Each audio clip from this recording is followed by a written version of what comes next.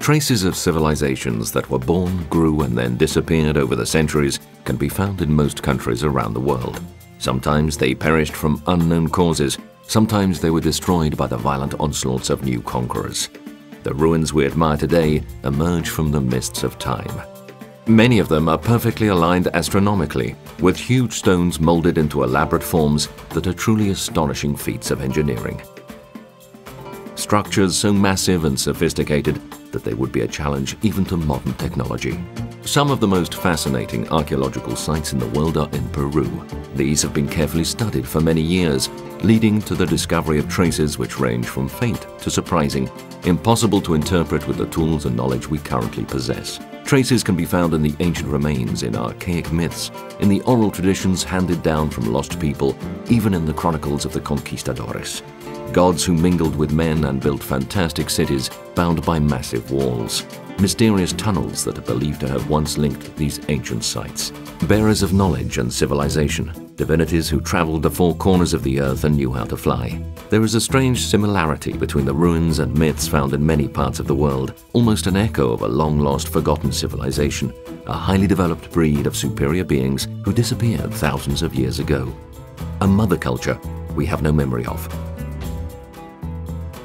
Attracted by the mystery and magnetic pull of these places, we set off to explore them and capture their essence on film.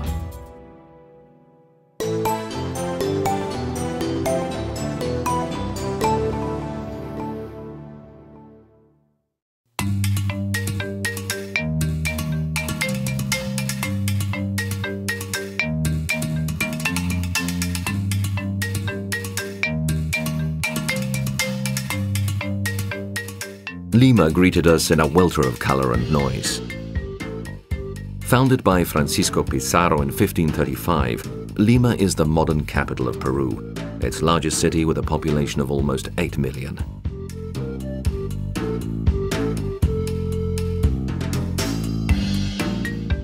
We were welcomed to the Lima Geographical Society by the president, Admiral Raúl Paramasa. Helped by him and the honorary president, Dr. Santiago Antúñez de Mayolo. We consulted various maps to decide on the best itineraries and to see what data the Geographical Society had on the themes we were researching. We explored their library, looking for further evidence to back up our own findings.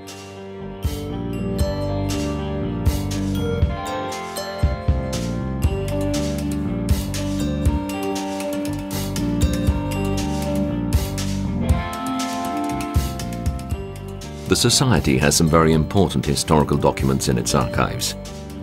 Founded in 1888, it is in constant touch with the other Peruvian institutes and universities it collaborates with.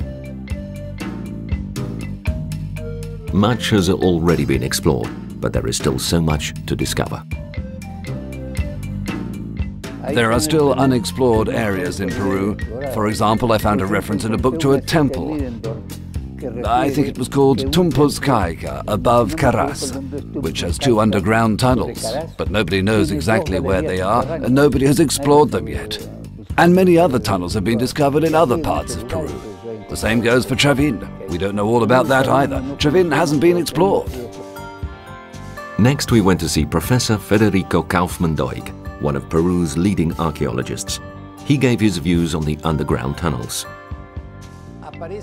There's a book on tunnels. It was published around 1880. All about the traditions.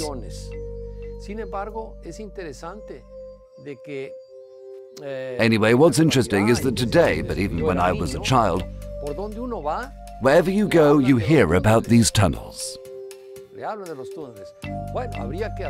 I think it ought to be looked into. Not just at Cusco, because we didn't get very satisfactory results there. But around the country, in all those places where people say, there's a tunnel here, there's the entrance to a tunnel. We ought to put all the information together. It's very interesting. It's something that really should be done, to make the past come alive again.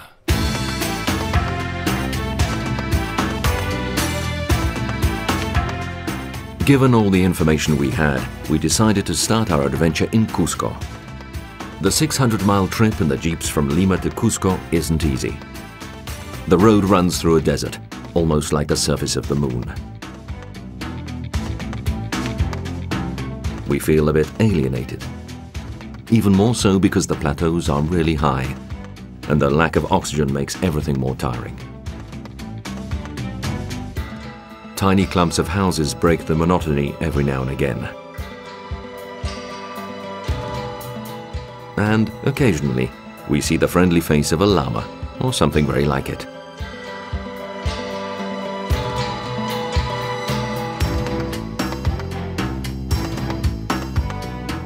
Occasionally, unexpected hitchhikers thumb a lift, ephemeral visions which appear out of nowhere.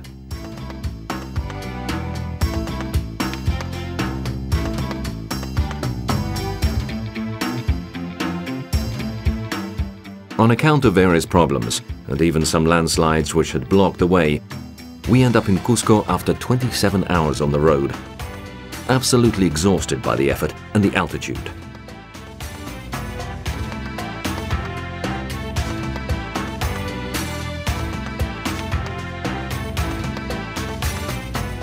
Cusco is 11,200 feet above sea level and has a population of 300,000. The ancient Inca Empire was called Tahuantinsuyo. Cusco was its capital. Cusco means navel of the world. Here you can still see the remains of ancient Inca buildings and temples that the Spanish incorporated into their own buildings. Some of them are particularly interesting from a construction point of view, so surprisingly sophisticated that they would represent a challenge even to modern builders. This dry stone wall is really astonishing. Huge blocks of stone weighing hundreds of pounds in solid granite, delicately chiseled and fitted one on top of the other without any mortar apparently haphazardly, shaped as if they'd been made of soft plastic clay. How were these massive stones transported and set in place? How could the people of this ancient civilization fit them together so perfectly without the help of modern technology? The Incas hadn't discovered the wheel, but their building techniques bear witness to an amazing knowledge of engineering and architecture. This stone has 12 corners and fits perfectly into the ones around it. You couldn't get a knife blade between them, but no mortar has been used. It weighs hundreds of pounds, but it isn't one of the largest. On the other side of the building, the stones form a pattern representing the outline of a puma. Amazingly clever craftsmanship.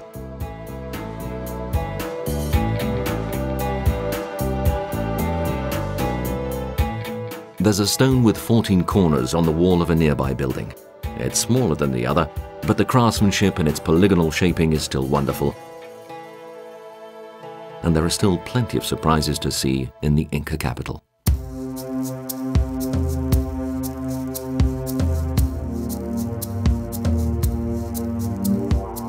A promontory rising on the outskirts of the city dominates Cusco. This is the site of the ruins of Sacsayhuaman, said to be a fortress, or possibly a temple, or perhaps both. We don't really know. The only sure things are the incredible huge blocks of stone used to build its massive walls.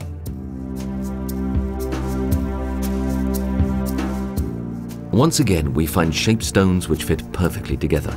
But this time we're talking about blocks that are 26 feet high and weigh over 300 tons.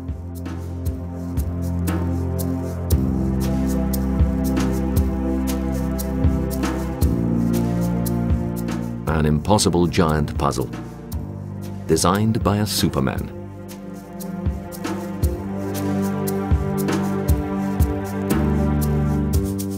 Back in the 17th century, the writer Garcilaso de la Vega, after visiting the walls of Sacsayhuaman, said in his royal commentaries of the Incas, "It seems as if they were built by some form of magic, a work carried out by demons rather than mortal men.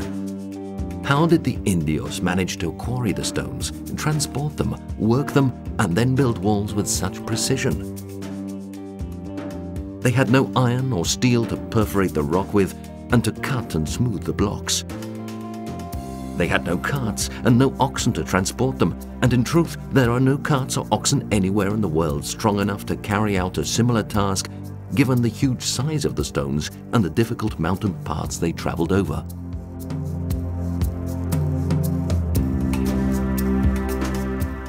This monolith is amazing. And this one, it's huge and fits in perfectly with the ones around it. Really breathtaking.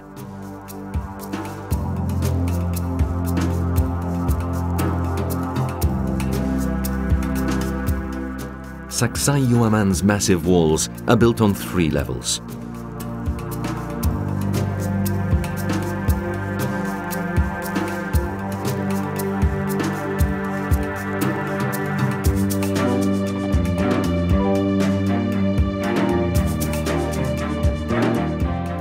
Each level is a perfectly leveled terrace.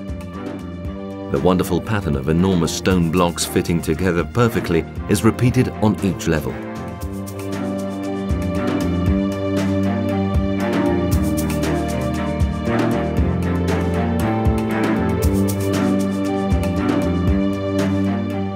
The extremely precise joins are repeated over and over again. Who designed and built this gate? They must have been giants. To make a comparison, we moved to a site a few miles out of Cuzco. We went to see a building that has been historically identified as a fortress. It's called Pucapucara.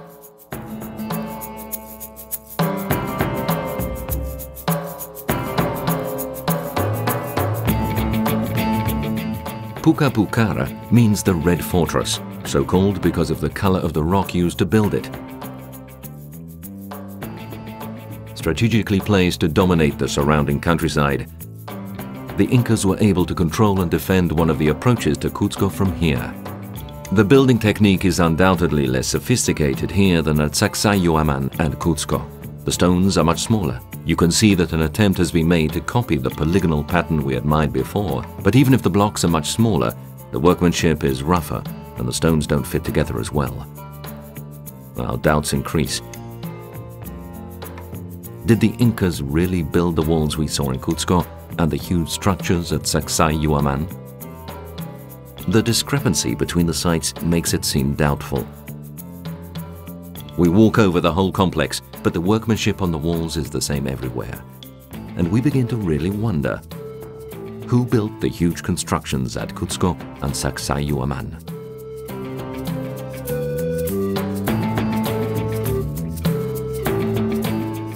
Here we get a helping hand from Inca tradition. Legend says that these incredible constructions were already old when they arrived. In other words, the Incas settled on pre-existing sites, which they restored and enlarged. Inca tradition also tells us about the original builder. In ancient days, after a terrible cataclysm, which had reduced men to the levels of beasts, a being came from the south with superhuman powers. He founded a new civilization, teaching the sciences, agriculture, and the arts. He taught men to live in harmony, animated by a spirit of altruism. A being accompanied by followers called the Faithful and the Shining. A being who had incredible skills. He could move in the sky and float on water. One of his symbols is lightning, and his name means God of Storms. He had white skin and a beard. His name was Viracocha. A divinity who could move in the sky thousands of years ago, who could fly. A divinity or the survivor of an ancient, highly developed civilization with sophisticated scientific and technological knowledge. This is what the legend implies. and Sacsayhuaman has other surprises for us. There's a strange construction on the summit of the promontory with its massive walls. It is perfectly round, with 3 concentric circles intersected by walls radiating out in spokes. The circles are enclosed by another square building connected to the foundations of other square or rectangular buildings.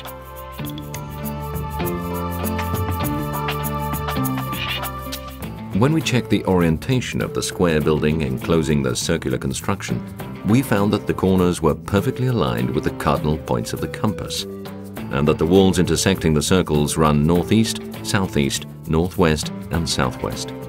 Ideal orientation for determining the summer and winter solstices.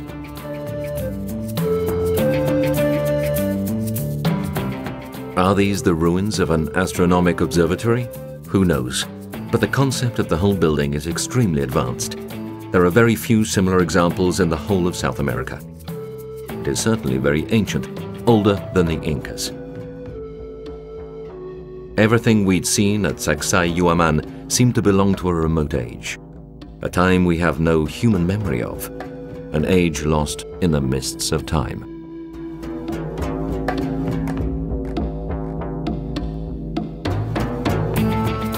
Is this a completely lost story?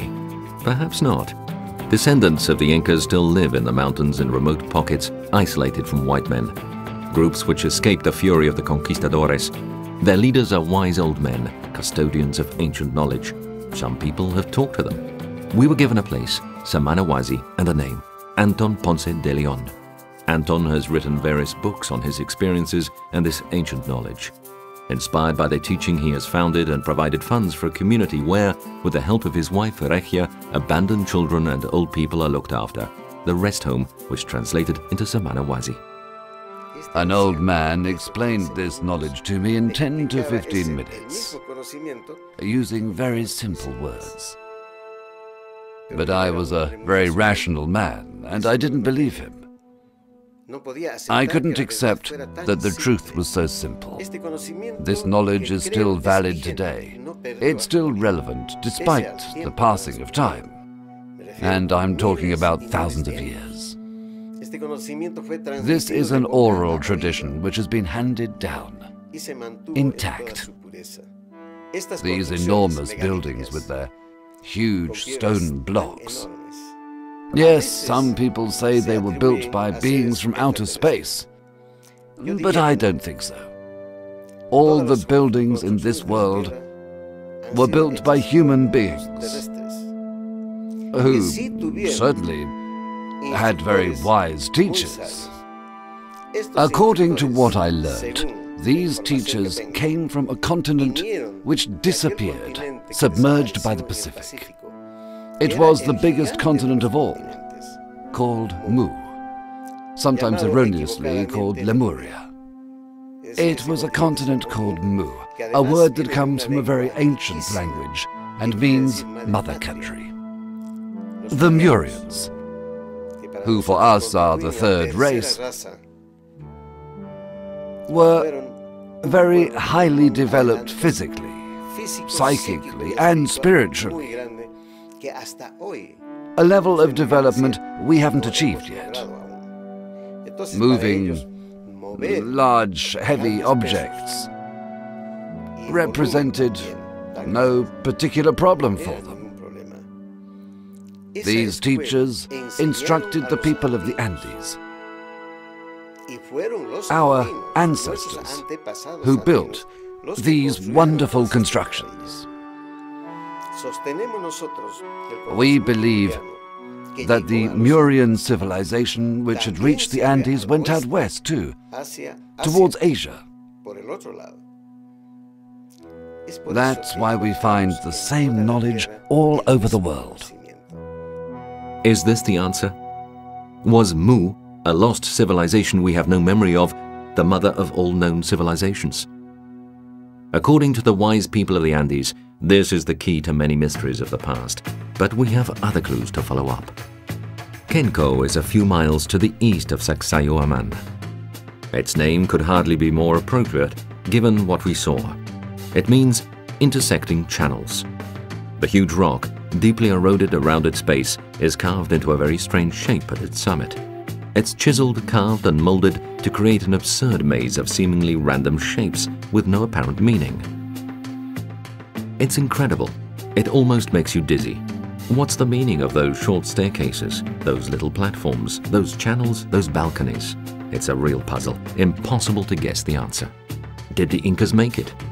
Was it something to do with their religious functions? That's what we're told, but we don't really know what to think. This disturbing rock puzzle could have been carved 500 years ago, or 5,000 or 50,000, who knows? We'd never seen anything like it. It seemed to have no logic. There's a large opening at the base of the massive rock. We go in. Inside is a fairly large cave with a carved rock. It looks like an altar. Later we're told that the Incas used it for their religious ceremonies. This explanation is certainly in keeping with its appearance and that of the other carved rocks in the cave. But the incredible maze outside looks much older, designed and created by other hands and other minds. Perhaps the Incas had found these strange ruins and turned them into a temple, believing them sacred. That's one explanation. The style and condition of the stone seem to back it up. The walls and monolith outside look closer to the Inca style. But not quite. We know there's another site, a few miles away, with similar carved rock. We have also found out about a passage which accesses a network of seemingly endless underground tunnels. Many people have ventured in to explore, never to emerge again. It's called the X Zone. Here we get a real surprise. The rock looks like an exact copy of the one at Kenko. The same patterns carved in absurd positions. Stairs that lead to nowhere, completely off-center. Why put steps in that position? Were they for walking on, or what? On one side, we discover something that looks like a throne, but it's facing a wall of rock. It's crazy. The rocks at Kenko and the X Zone look out of place, almost as if they were once part of the same project which no longer exists. We search for the entrance to the underground tunnels and get a nasty surprise.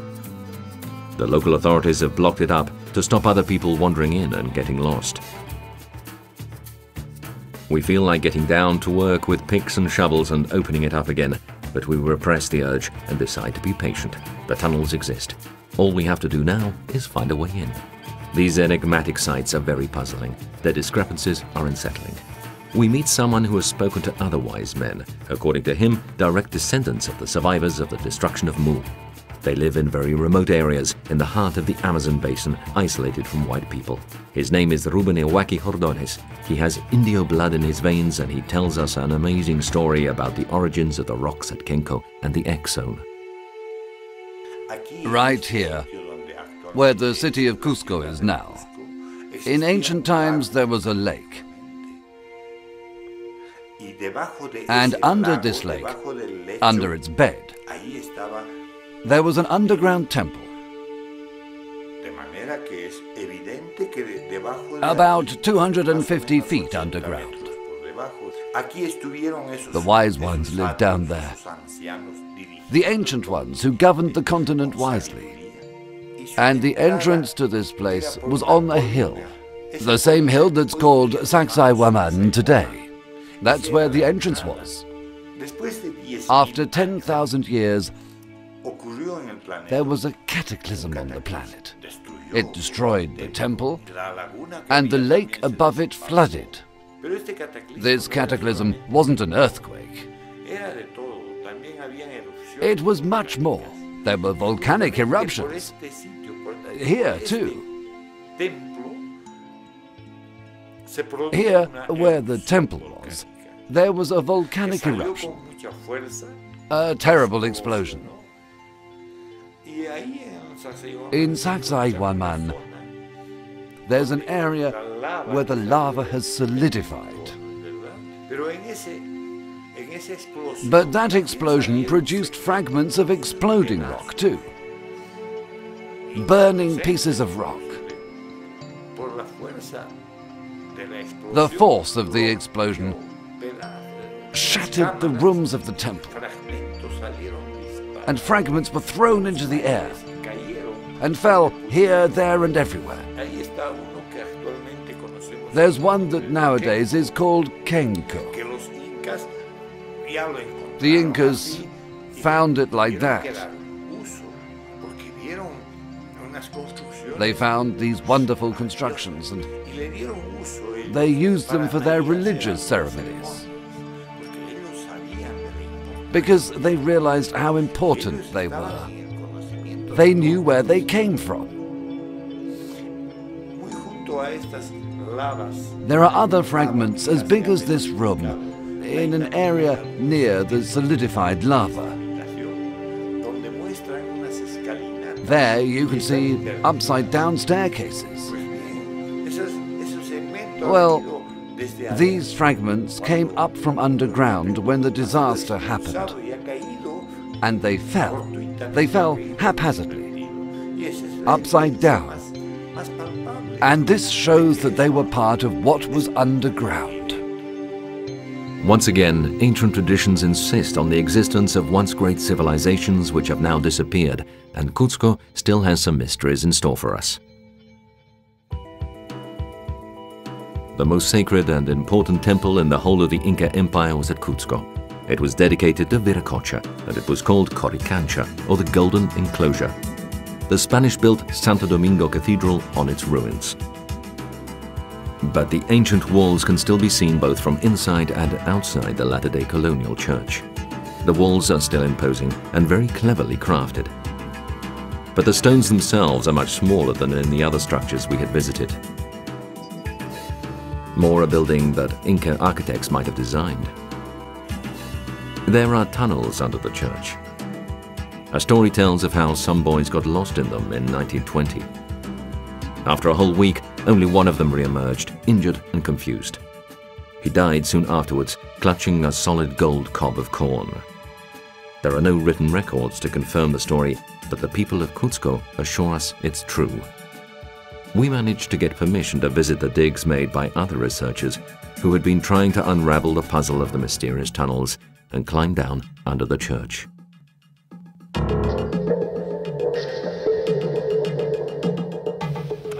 We followed the tunnel for a while, but are brought up short. The tunnel is blocked.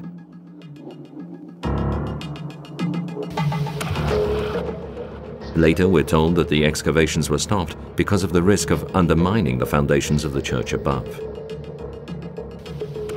We wonder whether the Coricancha tunnels led to a more impressive network of underground tunnels, perhaps those that connected Cuzco, Sacsayhuaman, and other places even further away. But we'll have to wait for answers to these questions. The fact is, the tunnels exist, and their existence is backed up by ancient traditions. Traditionally, the tunnels are supposed to have gone from Cusco towards Quito in Ecuador. And from the south, they went towards what is today Bolivia, towards Chile, towards the forest, towards Brazil. They went everywhere. Unfortunately, some of them were blocked up for safety reasons when they were discovered. So nowadays, it's very difficult to find the entrances. I know, I'm sure, that they exist. I saw some of them with my father when I was a child.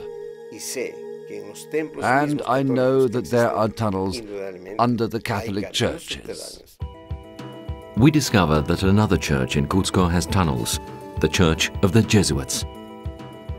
It was built in 1576 on the foundations of the Amarucancha, the royal palace of the Inca ruler Huayna. When the Spanish arrived, Huayna 2 sons, Huáscar and Atahualpa, were waging a civil war for control of the empire. This helped the Spanish conquer the Inca kingdom. The church houses some important works of art. One of the most important pieces is the altar carved in cedar wood and covered in gold. It was by the Italian sculptor Bernardo Vitti.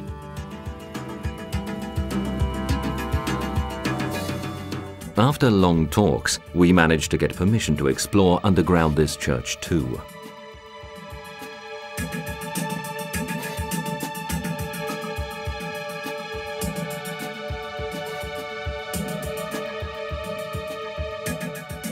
There's a small, beautifully decorated chapel under the altar.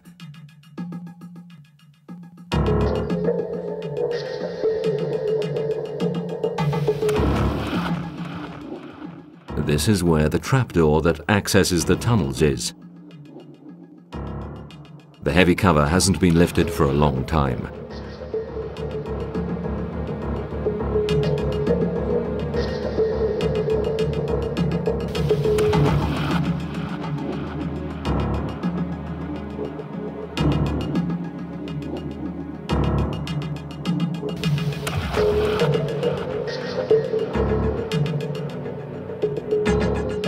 We're very excited as we get ready. This is the first time cameras have been allowed to film the tunnels.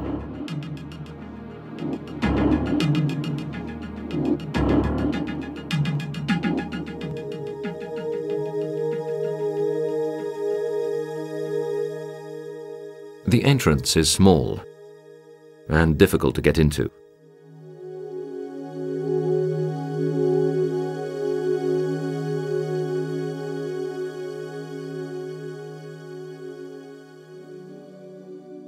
Once we manage to climb down, we get a disappointment. The tunnels are blocked after only a few meters. The ecclesiastical authorities ordered them to be blocked for security reasons. The tunnels run under the city and in the past have been used by thieves as a way into the church. But once more they confirm that the Inca's sacred places were connected by a network of tunnels. Did the Incas build them? Ancient tradition believes not, and we find echoes in the chronicles of the conquistadores themselves. In 1571, Juan Polo de Ondegardo wrote, "The city of Cuzco was the home and residence of the gods. Every fountain, well, and wall concealed a mystery."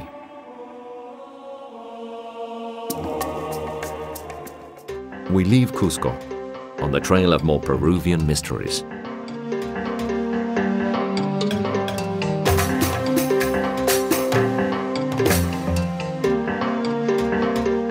The fortress of Ollantaytambo dominates the valley of Urubamba, clinging to a hill about 300 feet high.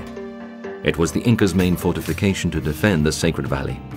It was here that Pizarro experienced one of his few defeats during his campaign to conquer the huge Empire of the Sun. Characterized by its terraces used for farming, the settlement developed up to the summit of the hill. It was an important military, religious, and agricultural center about 60 miles to the northwest of Cuzco. About 2/3 of the way up the steep steps that lead to the top of the hill, the familiar walls appear with their usual astonishing craftsmanship. Extremely large, heavy, skillfully worked, polygonal stones fitting perfectly together with no mortar or any other type of cement. Again, we wonder, is this Inca work? The archaeologists say it is, but on one wall we find a stretch that has been repaired. It must have been done by the Incas, but strangely, the repair work has been carried out using much smaller stones, and the level of craftsmanship is much rougher. Why? Perhaps the Inca architects had forgotten their once sophisticated techniques, or were the original builders not Incas? That seems to be the most likely answer. There are a row of 10 trapezoidal niches on the wall of the terrace where the main entrance once was. The joins are incredible, with absurd angles. They look almost ironical. Did they have a practical purpose, or were they just showing off the craftsmanship of the builders? As we climb higher, the walls still show the same level of incredible workmanship as the ones we've just seen.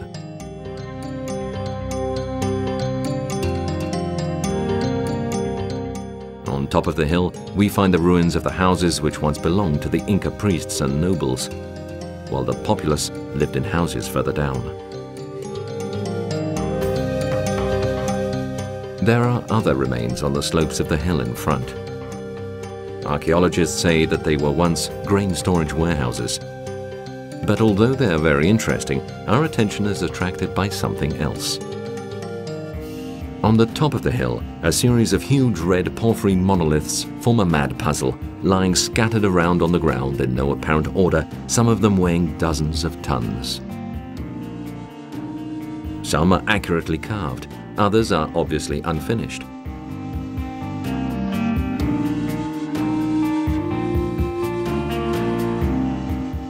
An amazing structure rears up out of this chaotic scene. 6 enormous monoliths perfectly aligned along a southeasterly vector and perhaps uniquely separated by spaces in the same stone, a unique example of craftsmanship. Red porphyry is a very hard stone, as heavy as granite. The monoliths are about 13 feet high, 6.5 feet wide, and 3 to 6 feet thick. They weigh from 25 to 50 tons. They were quarried from a nearby mountain, so obviously they were cut from the rock face, taken down into the valley, and then dragged 328 feet up to their destination. How?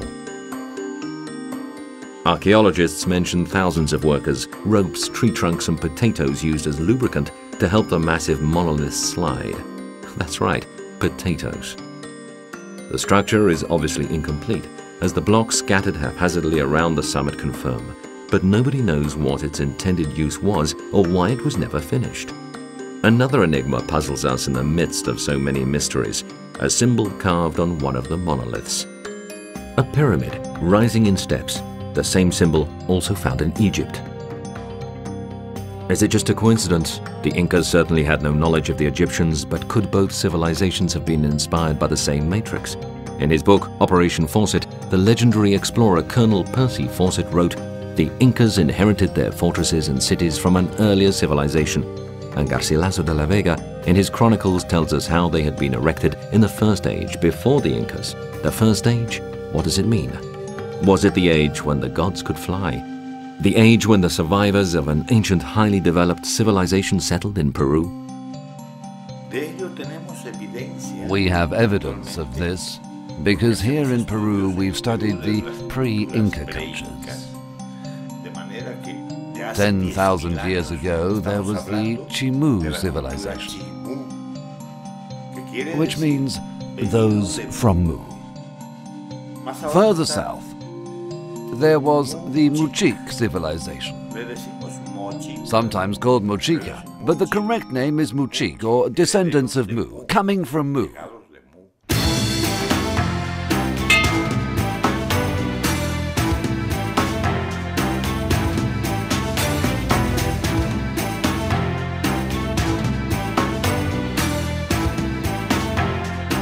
We leave from the little station at Ollantaytambo. The train wends its slow way next to the river through the Urubamba Valley, the sacred valley of the Incas. The countryside is interesting, harsh and wild. It gets greener the further we go.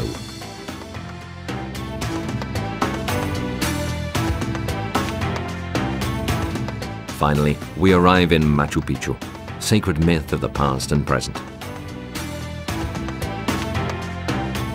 We get off at the station in Aguascalientes. This little town is at the foot of the mountain where the lost city of the Incas is sited.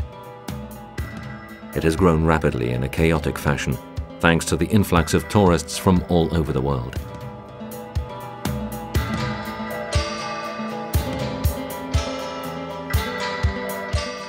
We shouldered the equipment we need to film and set off towards the archaeological site. The road we take is the steepest. It leads to one of the highest points which dominate the city. The climb is tiring. We still haven't got acclimatized to the altitude here.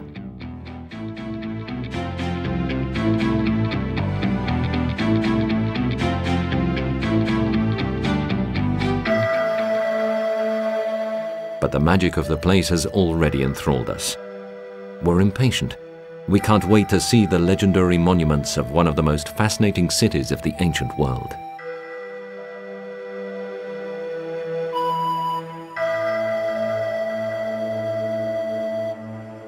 Machu Picchu, the lost city of the Incas, emerged from the mists of time in 1911. The American explorer Hiram Bingham, professor at Yale University, is the author of the discovery. As a matter of fact, the Peruvian archaeologist Agustin Lizarraga had discovered the ruins before him in 1902, and two families of campesinos were found living there, farming the ancient terraces left by the Incas. Bingham had the merit of studying the site scientifically and telling the world about this amazing urban structure. Without taking any merit away from Bingham, he was the one who made Machu Picchu world famous, but it was the Peruvians who guided him to Machu Picchu. That's important to remember. There were people here before, and people came to Machu Picchu from Cusco many years before Mr. Bingham. When was it built? What was it for? Was it a fortified settlement, a refuge for the noble Inca class, or a city dedicated to the cult of the gods? There are many theories, but no sure answers. Yet the stones speak. Machu Picchu is a silent voice with many tales to tell if you listen carefully.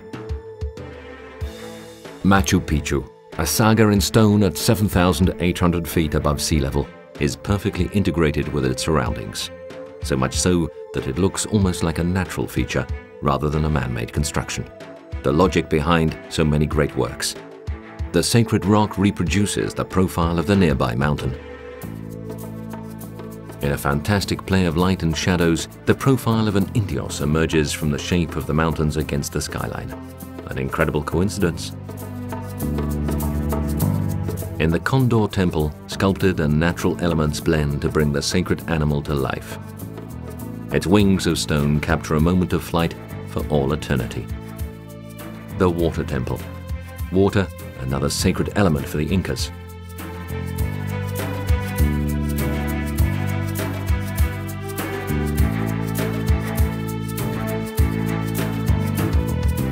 The mysterious mortar room. It's in what is known as the industrial area.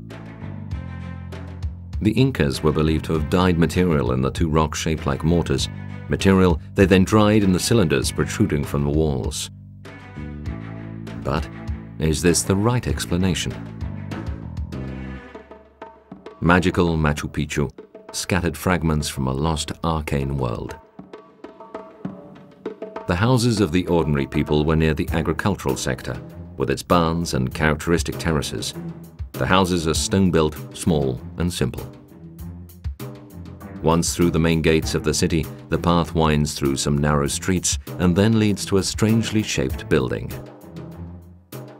Bingham called it the Torreon, or tower. Today it's known as the Temple of the Sun. It's built to a semicircular plan with two trapezoidal windows set in the curved wall. One faces north and the other faces east. They can be used to determine the summer and winter solstices.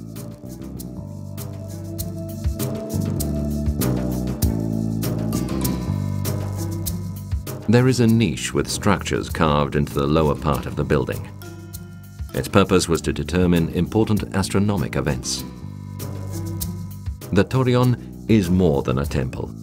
It's an astronomic calendar in stone, and it's not the only one in Machu Picchu. The temple with the three windows is in the mid-level of the city, and the alignment of the openings enables the equinoxes to be calculated. The same as the monolithic stones of Stonehenge in England.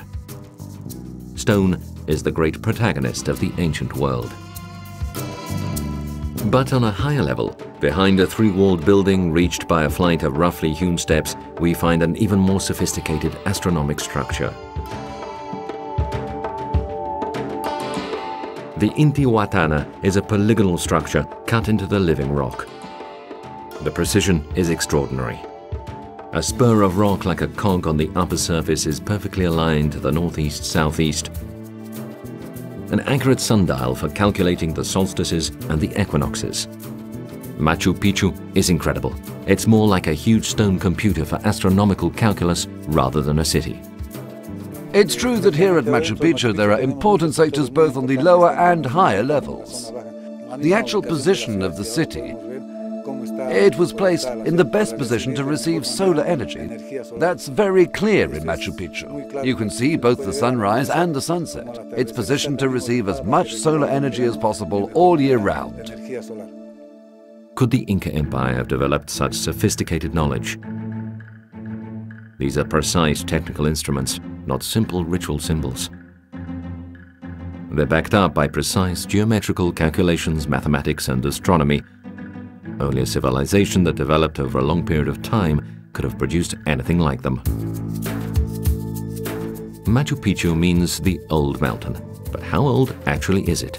According to the archaeologists, the city was built in the 15th century. But in 1930, Professor Rolf Müller from the University of Potsdam in Germany studied the astronomical alignments of the Torreon, the temple with the 3 windows, and the Intihuatana, and established that they had been built sometime between 4000 and 2000 BC. These incredible dates were confirmed by further studies carried out by the astronomers Deborn and White from Arizona University. Does this mean that here, as in other sites, the Incas settled on pre-existing structures? The dates calculated by the astronomers confirm this theory. Local oral traditions that have been handed down to the present day also tell of ancient gods who initiated civilization and built wonderful cities, gods who could fly, perhaps the survivors of the highly developed civilization of Mu. On the sacred square of Machu Picchu, the Temple of the 3 Windows, the main temple and the other structures are all built from perfectly fitted together polygonal blocks. The by now familiar joins, already seen in Cuzco and Sacsayhuaman. We find similar differences in other parts of the city. The difference in style and technique used to build Machu Picchu are glaringly obvious.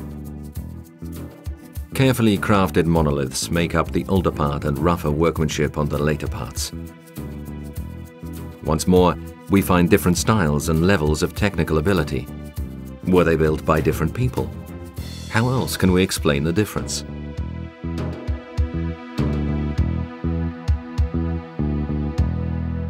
But we have other mysteries to unravel. We want to know if there were any underground tunnels at Machu Picchu, and are told that when maintenance work was being done on the sacred square, where the main temple is, the workmen heard echoes as if the ground below was hollow. Some digging was done, but only to a depth of a few feet, without finding anything. Perhaps the cavities are further down. A guide who heard about our research said that there were some tunnels in another area. He offers to take us there. After a difficult scramble, we come to the narrow entrance.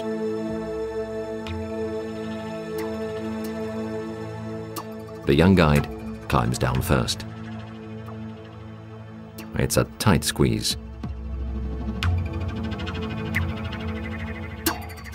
Even passing the equipment we need to explore and film is difficult. We can't really take all we need, but we decide to make do.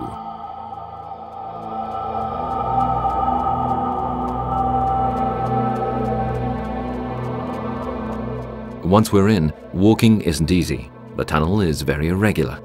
It seems as if it had only been started and not completed.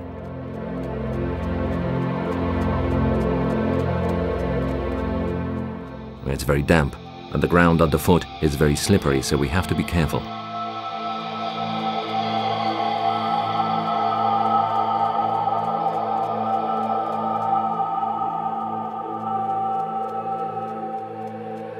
After a certain distance, the tunnel is blocked, and we can't go any further.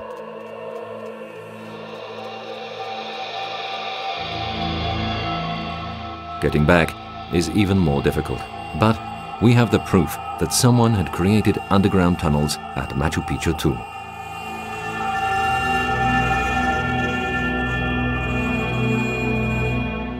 The sun is setting as we emerge from the narrow tunnel.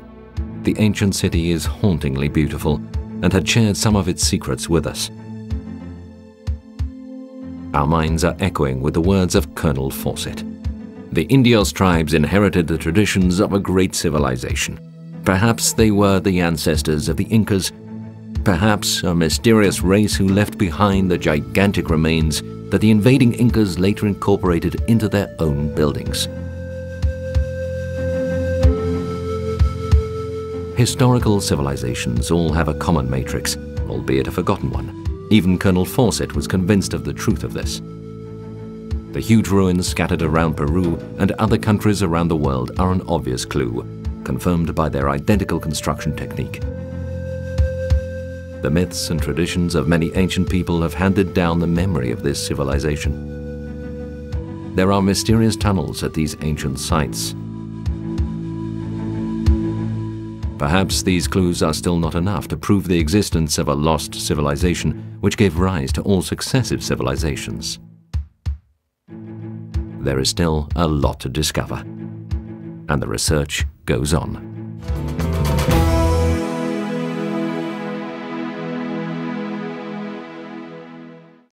In Peru, there are ancient buildings which defy modern technology. How could inhabitants of ancient Peru build these wonders without having any modern know-how? They did provide an answer. They believed that gods transmitted their knowledge. The heritage of an evolved civilization with an extraordinary technology, today forgotten.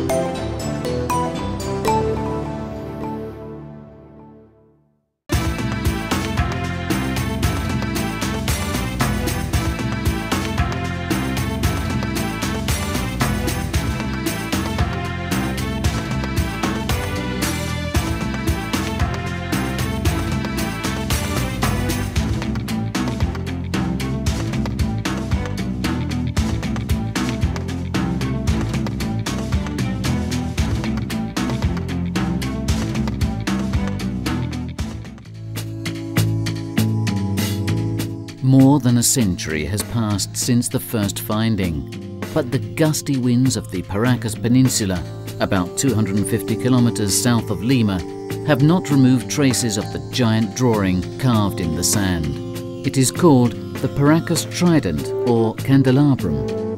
It seems that it was created by the Paracas culture, who inhabited this region between 300 BC and 200 AD. But this is just conjecture.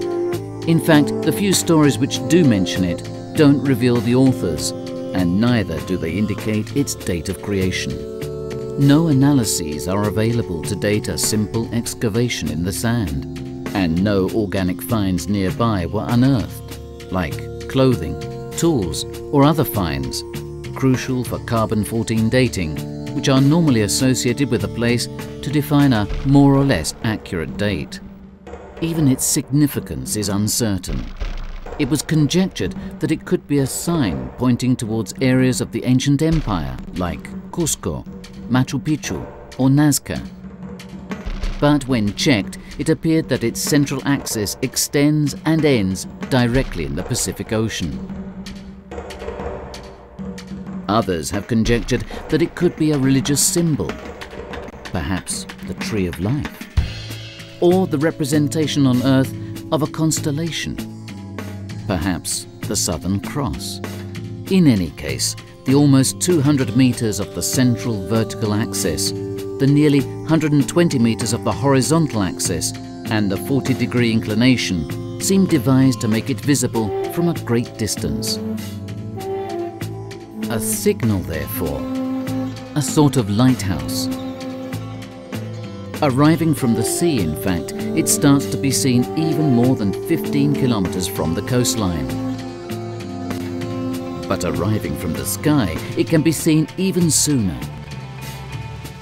According to research by Professor Zechariah Sitchin, one of the world's greatest scholars on Sumerian cuneiform writing and an expert on ancient civilizations, the symbol represents Viracocha and marks the point where the areas visited by the ancient gods start. A higher entity, the head of a population who could glide over water and fly, worshipped with different names throughout Central and Southern America, who had restored civilization after the Great Flood. Viracocha, however, did not resemble the people who inhabited the continent at the time. He did not have dark skin and wasn't clean-shaven, but was rather white-skinned and had a beard. Could he have been the survivor of an ancient, evolved civilization, today forgotten, who had escaped a worldwide catastrophe? The head of a small group with a technology not understood by those ancient populations.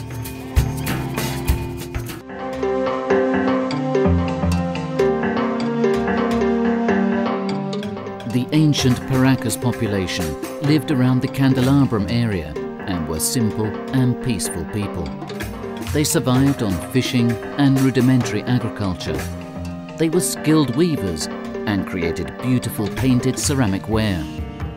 This lifestyle, however, is in sharp contrast to the practice they are mostly known for: drilling and deforming skulls.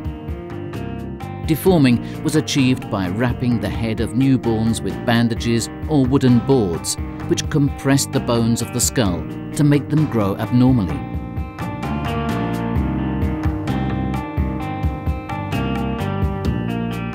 This custom must have caused much pain. Nevertheless, it was practiced for an extremely long time, and it also spread to more distant lands like Egypt, Malta, and Central America. Ancient deformed skulls dating back more than 6,000 years were found in these areas. Today, the true reason behind this custom has yet to be discovered. Aesthetic reasons do not seem to justify its use, and the fact that it spread to civilizations which had no direct contact renders its expansion even more unfathomable. Other populations too practice deformities which today are considered abhorrent, like the Mayan custom to induce strabismus, or the Chinese to deform women's feet. But these habits have remained confined to those cultures, without spreading to other populations like skull deformation has. This deformity was also considered a distinctive sign and performed only within the highest ranks. The Viracocha representations which have come down to us depict a being with a stocky bust, short legs, and especially big head. Could it be that deforming skulls was a way to resemble the gods? Ica is a town south of Lima. Its small museum holds an unsolved archaeological mystery. Dr. Javier Cabrera Darquea was a doctor in the small town of Ica, loved and respected by the people all the more because he was a descendant of the city founders. He progressively transformed his doctor's surgery into a museum. Today, the 3 rooms hosting the museum hold about 11,000 stones, which weigh from a few grams to 500 kilos. These are carbonized andesites of volcanic origin and date back to the Mesozoic era. There are several incisions on their surface. The story starts in 1966, when a friend gave Cabrera a stone with the drawing of a prehistoric animal engraved. He discovered that it had been found next to the Ocukanje Desert and that there were many more. The stones had also generated some trading. In fact, the farmers would collect the stones and sell them to tourists as souvenirs. They told him that the stones had been brought to light in 1960 after the flooding of the Rio Ica. Cabrera was thunderstruck. Thereafter, the Peruvian doctor started to collect and study these stones with passion, a mission he pursued until his death in 2001. As he continued in his research, the doctor was increasingly convinced that the drawings carved on the stones were not just simple artistic creations, but some sort of ideographic writing. The images, in fact, were subdivided by Cabrera into subjects and illustrate the complex knowledge of more or less familiar subjects like astronomy and geography, but also more unusual, like surgery. The stones can therefore be rightfully considered as pages of a vast library. Their surfaces depict representations of body parts, heart transplants, maps of the entire planet, which reveal how continents were millions of years ago. Astronomers who study the passage of heavenly bodies. Wagons drawn by horses. Kangaroos. Men with dinosaurs. But if dinosaurs became extinct 65 million years ago, and it is thought that man's appearance on Earth only dates back a few million years ago, how can it be that they are depicted together on these stones? It is difficult to imagine that this civilization had reached the degree of knowledge represented in these scenes during such a distant era. Anatomy, in fact, was only born in the 1400s, while the first heart transplant only dates back to 1967. The knowledge that the Earth is round only goes back a few centuries BC. And the use of the telescope for astronomic studies is owed to Galileo Galilei in the 1600s. Horses became extinct thousands of years before they were reintroduced by the Spanish to the Americas in the 1500s. And the ancient inhabitants of Peru never used the wheel, while the pre-Columbian populations certainly did not know what kangaroos were. Are we faced with the greatest archaeological discovery of our times, or with a resounding fraud? Various archaeologists believe these are counterfeits, mainly created by a couple of campesinos to sell them to tourists. And this theory needs to take into account the following data. It is estimated that between the Cabrera finds, those owned by Peruvian collectors and those taken abroad, the amount of carved stones amounts to over 50,000 pieces. Now, that's an enormous amount, even for a tireless couple of forgers. In addition, many stones weigh several hundred kilograms. Why create such cumbersome souvenirs so hard to sell? And it is really hard to believe that two campesinos, barely able to read and write, could ever have acquired the scientific knowledge carved on the stones. The reporter Juan de Santa Cruz Pachacuti Yanqui, in an article of the 1500s, reports that the Incas would call them manco stones, meaning power stones, and these were part of the funerary vestiges of noble families based on an ancient tradition. This is confirmed by the fact that in August 1966, several samples were found in pre-Incaic tombs by the president of Lima's Polytechnic Institute, Mr. Santiago Agurto Calvo, and by the archaeologist Alejandro Petzia of the National Institute of Archaeology in Peru.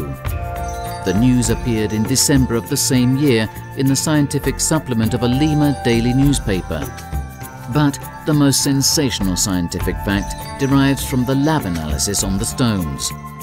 Cabrera had them analyzed by the mining engineering company Mauricio Oschild and by the Mineralogy and Petrography Institute of Bonn University in Germany. Based on the oxidation layer which covers the engravings, it seems that the stones were engraved at least 12,000 years ago. The Lima Aeronautic Museum, which owns about 60 samples, had the analysis repeated and the data were confirmed. The engravings are at least 12,000 years old. Obviously, these are not the millions of years which can be surmised from the scenes with men and dinosaurs living together. Yet even 12,000 years ago, dinosaurs were already extinct, and we know of no civilizations of the time which had such advanced knowledge. According to Cabrera, this culture, which he called glyptolic civilization, disappeared due to a planet catastrophe caused by the wrong use of their own technology. Could they perhaps be survivors who created their engravings to hand down their knowledge and history to generations to come? It is also true that farmers can realize imitations, and there are many, but these are easy to unmask with tests. That's why the Ica stones remain an archaeological mystery with their fantastic representations. Brain transplants. pyramid systems to transform solar energy and distribute it for use. Flying machines resembling strange mechanical birds. But human flight is one of the greatest breakthroughs of the modern age. Only some time ago, it was believed an impossible feat. And the use of the sun as a source of energy is also a recent victory. Who is this unknown population which emerges from the chasm of time with this sophisticated knowledge? The aspect of glyptolic men incredibly resembles the Viracocha depictions, especially the one found on the door of the sun in Tiahuanaco on the shores of the Titicaca Lake in Bolivia. In fact, there's a man with stumpy legs, large belly and large head, out of proportion to his body. The same physical makeup of the glyptolic men. After all, Ica is next to the Candelabrum area inhabited by the Paracas, and in order to best underline their affiliation to the noble classes, they would deform skulls, perhaps to resemble the ancient Viracochas. The Paracas also perforated skulls, and on the Ica stones, the glyptolic men are depicted performing brain surgery. And yet, on the Paracas Peninsula, there's the Candelabrum, which, according to Zechariah Sitchin, indicates the beginning of the areas where Viracocha had lived with his group. And Ica is also next to the Nazca Plain, where there are large drawings only visible from the sky. Drawings which we find engraved in the Ica stones. Is this only a casual coincidence? Perhaps the Nazca Plain could add other elements to this research.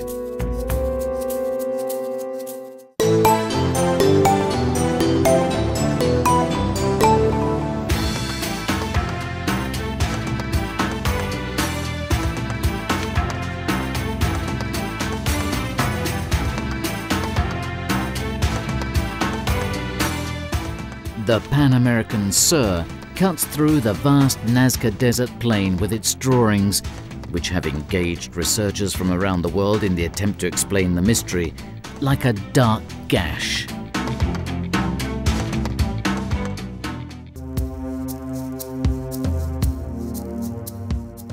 The stretch between kilometer 419 and 465 passes right in the middle of the mysterious drawings, but from land, it is impossible to understand their true aspect.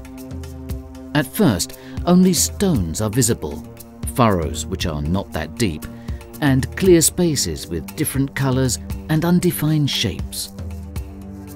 From the tower, 14 meters high, visibility improves only a little, yet over 200 drawings and almost 13,000 geometric figures are spread over its entire expansion. Only from above is it possible to realize the true essence of the shapes traced on the ground. The Nazca Plain is one of the planet's driest and most inhospitable. In fact, rainfall only amounts to 1 cubic centimeter per year, more or less a quarter of an hour of rain over a 12-month span.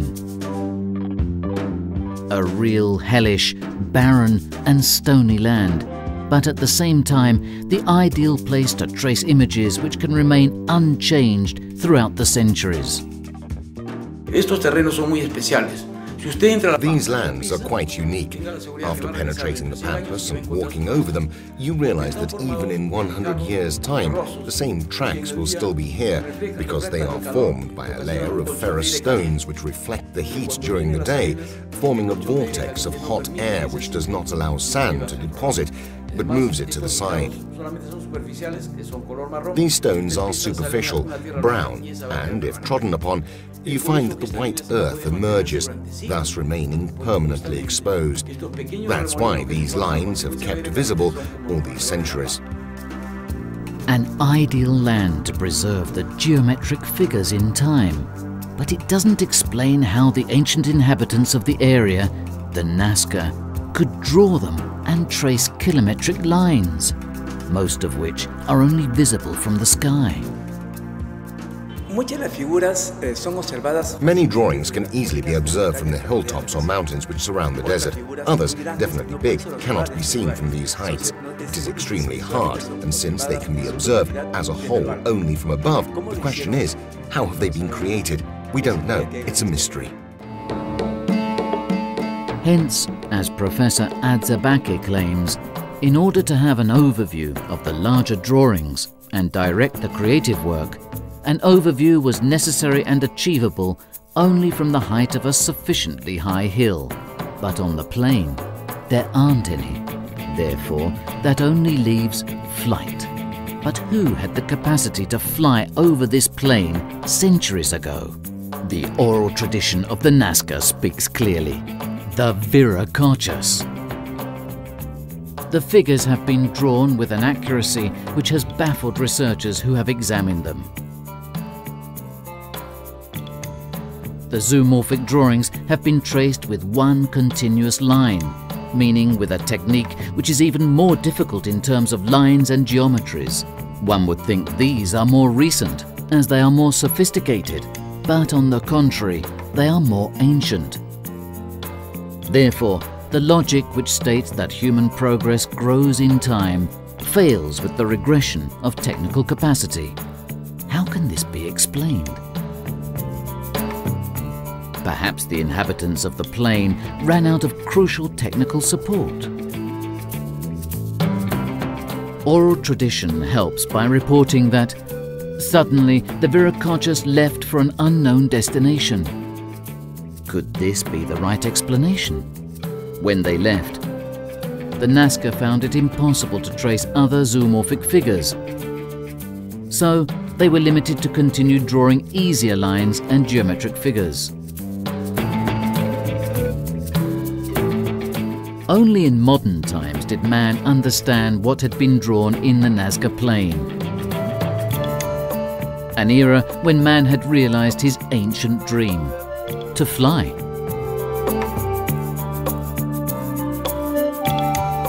The first to discover the true nature of the inexplicable furrows traced on the ground was the American geographer Paul Kosok in 1939, while he flew over the area with light aircraft. He tried to discover the mystery, guessing it was an astronomic calendar. But the most famous researcher who tried to unveil the mystery behind these lines was Maria Reiche, a German. The scholar, affectionately called the Lady of the Pampas, also fought hard to safeguard this extraordinary site, managing to have it proclaimed Patrimony of Humanity by UNESCO. In the city of Nazca, an association and a museum have been named after her. Her grave is in the garden of the museum.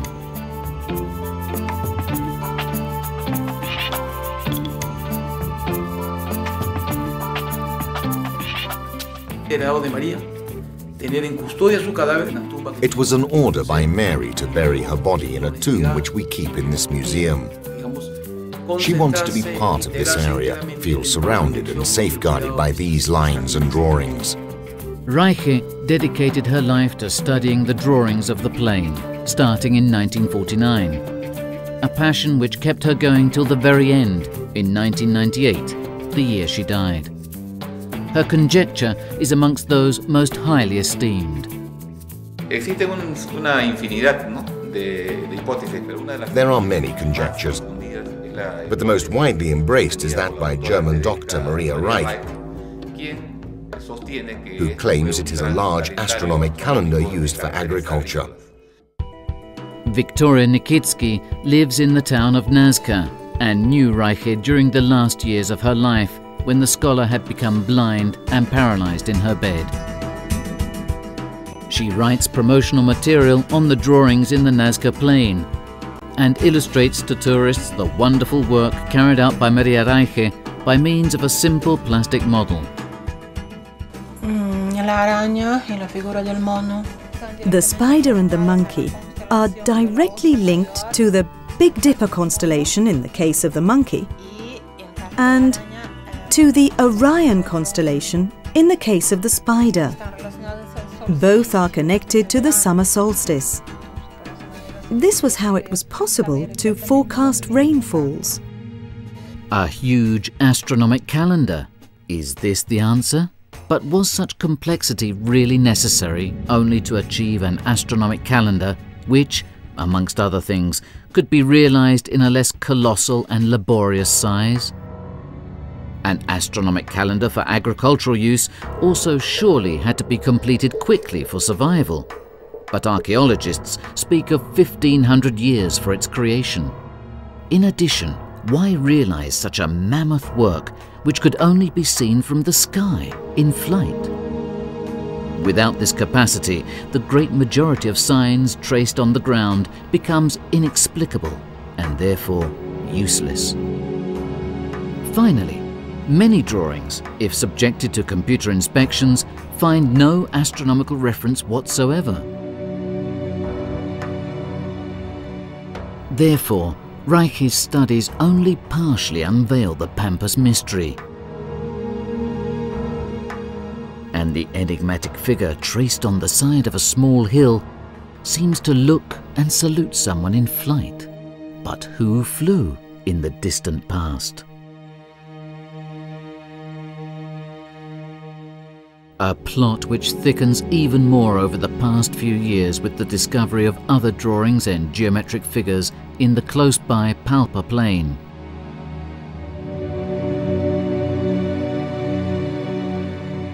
The style is similar to the Nazca, but these date further back in time and are still only comprehensible from above, in flight. Finally, the Nazca and Palpa drawings cover a total area of nearly 600 square kilometers, and, to be created, thousands of tons of stones were shifted. Only a very important reason could justify any activity of this magnitude.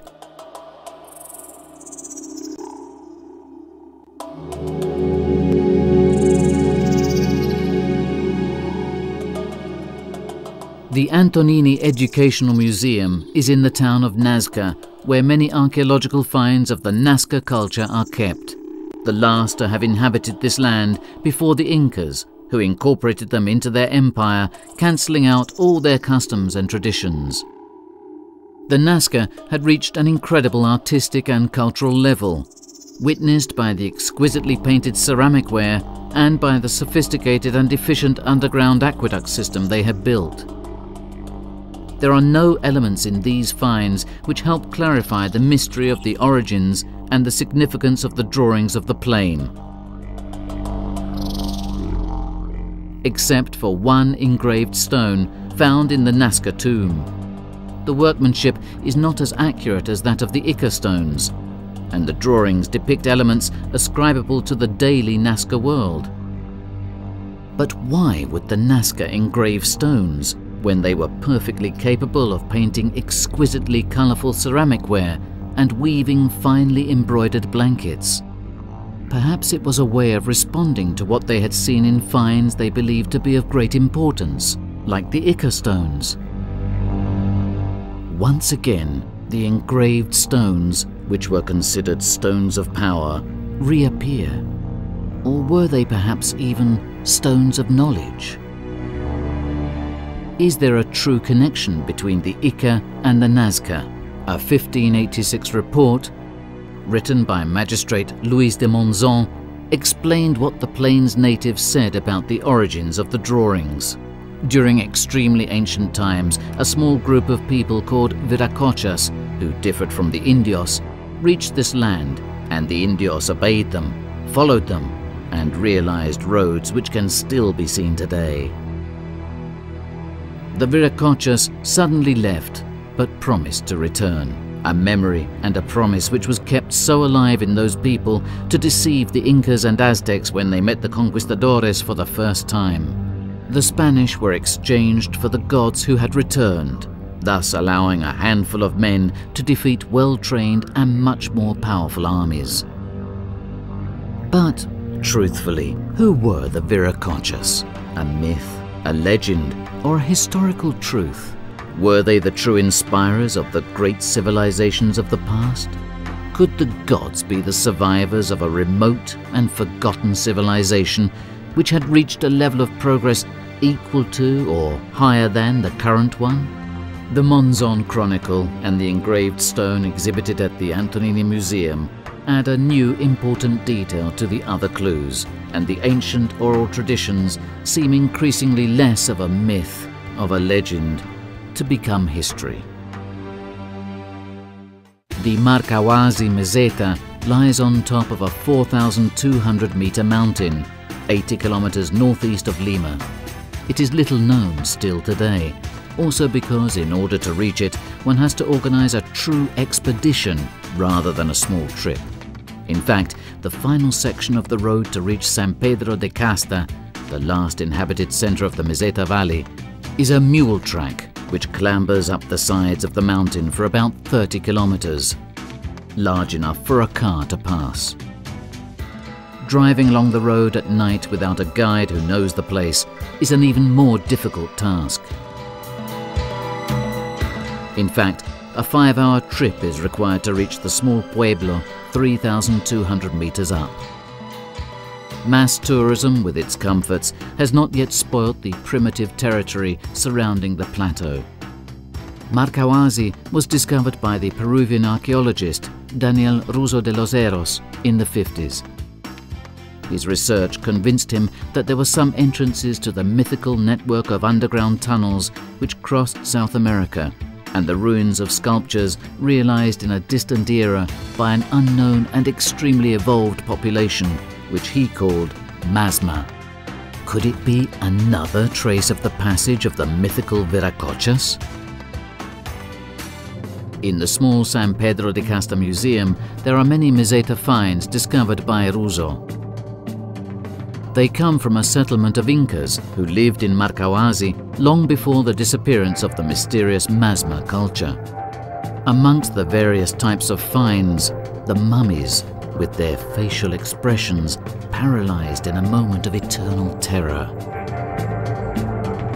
Perhaps they are the vestiges of Inca prisoners tortured during the Spanish conquest. But this is not a certainty.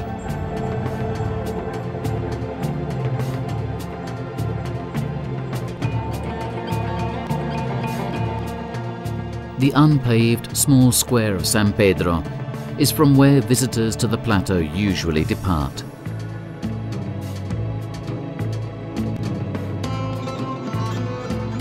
The path leading to Marcahuasi is even more difficult than the one departing from the valley.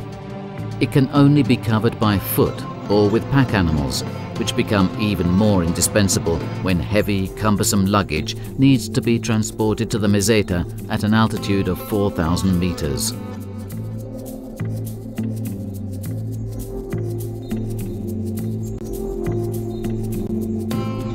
From one of the highest points, the first ruins of the ancient Inca settlement can be seen, while further on there are even more.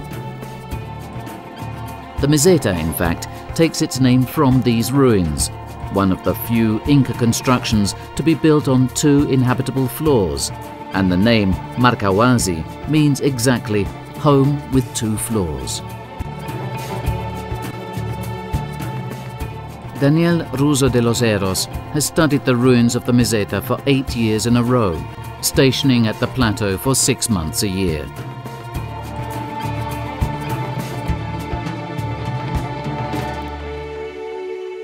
The small hut where the archaeologist would camp is still in an excellent state and an obliged stopover for anyone visiting Marcahuasi.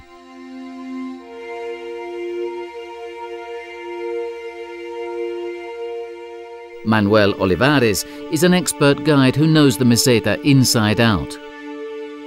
He accompanied Russo during the last years when the archaeologists studied the Marcahuasi sculptures and cavities.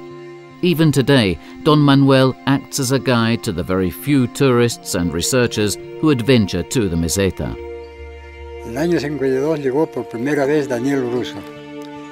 In 1952, Daniel Russo came here for the very first time, and we climbed to Marcahuasi. I worked with him for 8 years, 6 months a year. He would work a week in Lima and the other week in Marcahuasi. This was his job during those years. Don Manuel still accompanies visitors to the Meseta to settle into their campsite, a natural amphitheatre sheltered from the winds which blow over the plateau. From here, in order to reach a canal which Ruzzo believed communicated with the mythical network of underground tunnels, connecting places hundreds of kilometers afar, at least an hour's walk is needed. The place is called Infernillo, meaning Little Hell, and the name exactly sums up what the natives think of this tunnel. The entrance to the canal is about 7 meters underground, and it can be reached by crossing a cleft between two gigantic rocks. When Ruzzo used to work here, Manuel did lower himself down various meters, but the archaeologist feared for his safety and prevented him from continuing the descent.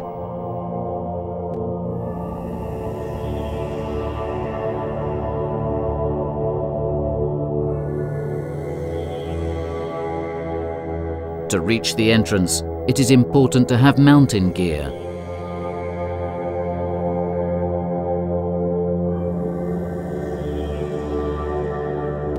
Unfortunately, the heavy rainfalls which have hit the meseta have brought mud and silt which now block the entrance.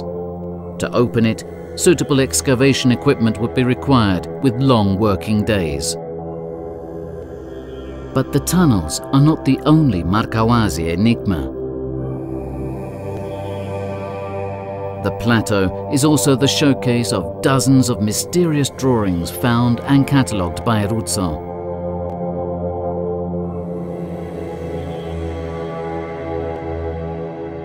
The archaeologist claimed that the technique used by the Masma to carve the Markawazi rocks differs from any known to mankind. He defined it organic sculpture and believed it derived from extremely advanced knowledge, from a different way of viewing reality and representing shapes. A world where magical power and the earth and sky bond were of fundamental importance. Son aproximadamente 32 figuras que se pueden encontrar. About 32 drawings can be found in Markawazi. Cada una despierta cierto.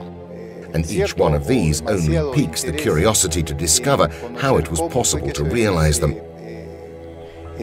Pudieron hacer estas piedras. In my personal opinion, it seems obvious that these were extremely well-prepared people with another type of mentality, a very special civilization with great knowledge.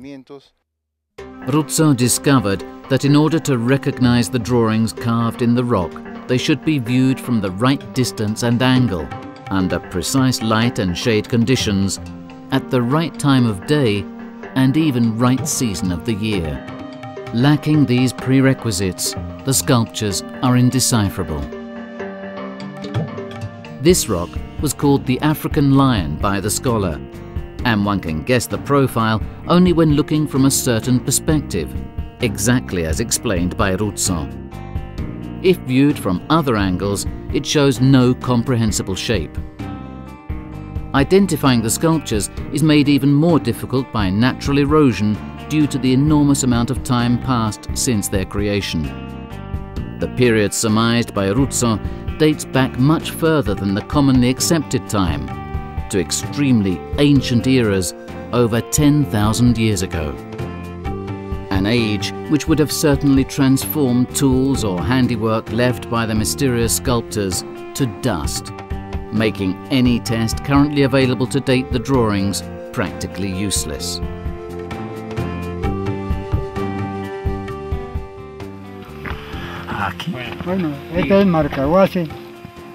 This is Markawazi, and this is the Monument for Humanity. We have come here so that you can learn about it and the other drawings which are here. The most famous work at Markawazi is the Monument for Humanity. Ruzzo had come up with this name, but its existence was already known by the indigenous population for a long time, and they called it the head of the Inca. It is 25 meters tall and is very eroded. but the profile is clearly human. Ruzzo discovered that by glancing at it from different angles and light conditions, other faces of various sizes belonging to all human races appeared on its surface. That's how it gained its current name, Monumento a la Humanidad. Other drawings can be seen from the plateau. Some are clearly identifiable. Others are hidden in the mysterious landscape of the Meseta, awaiting the ideal conditions to unveil themselves to the eyes of observers. But many archaeologists did not agree on the artificial origin of the sculptures. They claimed that they were created by natural erosion and weather conditions. Fully convinced of his discovery, Ruzzo invited important researchers to visit and study the sculptures and data he had collected. The German, Albert Gleseke, the Frenchman, Marcel Homais, the Austrian archaeologist, Hans Schindler-Bellamy, and the Englishman, Peter Allen, all agreed with the theories supported by Ruzzo. Allen personally visited the Marcahuasi sculptures and was so impressed he said, "The fact that they have this peculiarity implies an uncommon technique." Once more, the science world was divided into two opposite stands. Who was right? And once more, the usual question arose. Did the people who inhabited the Meseta in ancient times remember the origin of the finds in a place the Incas considered sacred? Pedro Cieza de Leon, Spanish reporter with the conquistadores, asked them if they knew who had created the strange shapes which were on the plateau. They replied that they belonged to men who came from afar, white-skinned foreigners with a beard.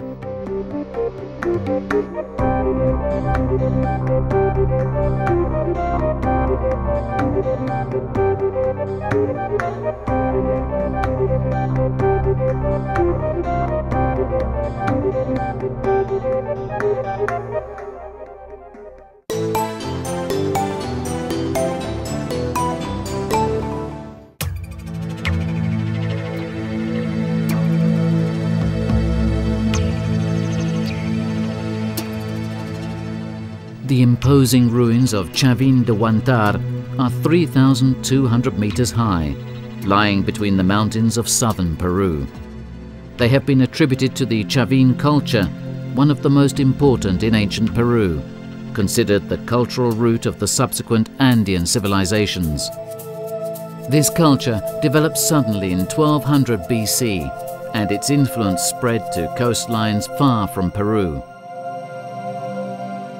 The entire complex of buildings is set towards east-west, amongst which the large temple which overlooks the entire site.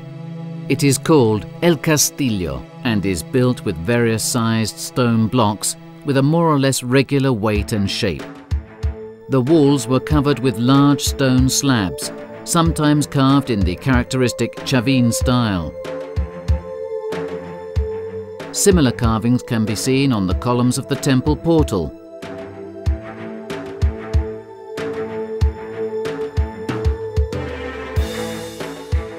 And on several stone slabs of the ancient round square.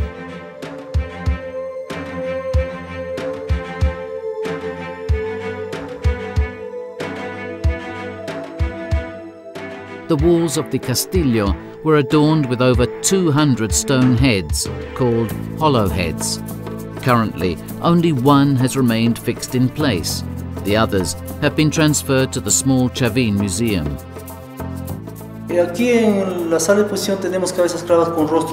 Yes, here in the exhibition hall we have heads with proud faces, astonished faces.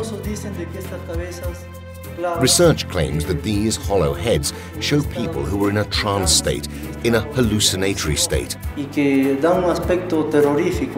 expressions would terrify the visitor who came to this area.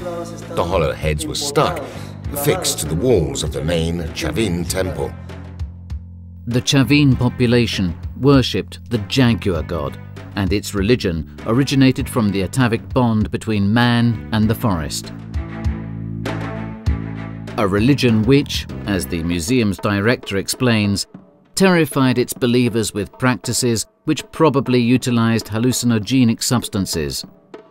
It seems strange, however, that a population with such a primitive religion had the knowledge to build the imposing Chavin structures. Could it be, perhaps, that the Chavin people had simply occupied pre-existing structures built by a population which had disappeared and had more advanced knowledge? The Castillo is also called Old Temple, but by looking carefully at it, rather than a temple, it looks like a giant strongbox. Its massive walls, in fact, do not have any windows, and inside there are no large worship halls.